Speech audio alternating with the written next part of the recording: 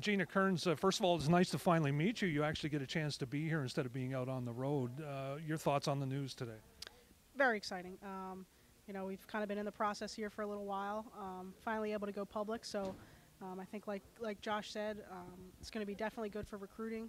The kids we're bringing in, high caliber kids that deserve that chance to compete right away.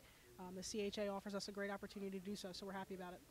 You were involved, obviously, with a program getting off the ground at Boston. Can you compare the two? Oh, absolutely. I mean, I think anytime a program jumps into the Division I pool, kind of, there's a process to go through in building a program and in the recruiting process, and also once they get here on the on-ice process, the process of joining a league, which I was all fortunate enough to be able to be a part of as a player. So now I'm kind of on the other side of it, which is I couldn't be happier about that, but so I kind of, maybe have a little bit of insight of, kind of the steps that we're going to go through and kind of the growing pains and a lot of the excitement that's on the horizon. So definitely excited about that. Speaking of the growing pains, and I talked to Josh about this, I've talked to Guy Godowski about it, with the accelerated plan now of getting into a conference, you really don't have that one season that the men's team has as an independent, so you've got your work cut out for you. Oh, absolutely. I mean, we have our work cut out for us, but at the same time, we're in a league and we're fighting for a championship, which always makes it a little easier when there's a prize kind of at the end. The girls kind of have a goal to work towards. We tell our kids this, we tell our recruits this. We're most likely not going to win a national championship this year. We're in a conference with Mercyhurst, who's a perennial powerhouse in women's hockey, and up and comings, Syracuse, who's fighting, and they're right on the cusp there, and Robert Morris, who's generally been good, and Niagara, who's in a rebuilding phase, and they're getting better. So it's a good conference. There's a lot of tough teams. We're gonna take our lumps, but we're also gonna surprise some people. And yet, Bob DiGregorio said, maybe half tongue-in-cheek and half seriously, that he thinks this team will be competitive in the short term rather than the long term. Right, absolutely, and that's that's our mindset. That's what we're building for.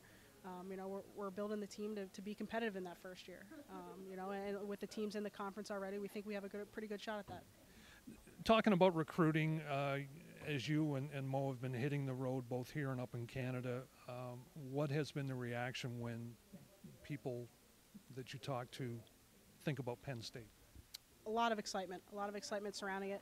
I think back in June when we were both brought on board, there might have been a little bit of a question as to what's going on. Are they really going? What all those questions that surround kind of the starting of a new program. But once the word's been out there, nothing but positive. We've heard nothing but excitement. Other coaches are excited. It's great for women's hockey all around. Student athletes are excited. A lot of Pennsylvania athletes are excited. Finally, somewhere we're close to home where they can potentially play college hockey. A lot of interest from Big Ten, families that are from the Michigans and from out west where they have the Big Ten and maybe not necessarily a hockey team to go with it, so they can kind of relate to that here, and just a lot of excitement all around. Are you finding lots of quality women's hockey players here in Pennsylvania? Oh, absolutely. We have kind of that middle of the ground here where we have Pittsburgh over there, and then we have Philadelphia, so a lot of interest from a lot of those kids. The Pittsburgh Penguins teams, the girls' youth programs out there, and also the Quakers and some of even the Jersey teams out there. A lot of interest, so we're sorting through all that now and getting on the road and trying to see as many as possible. And it's only going to get better.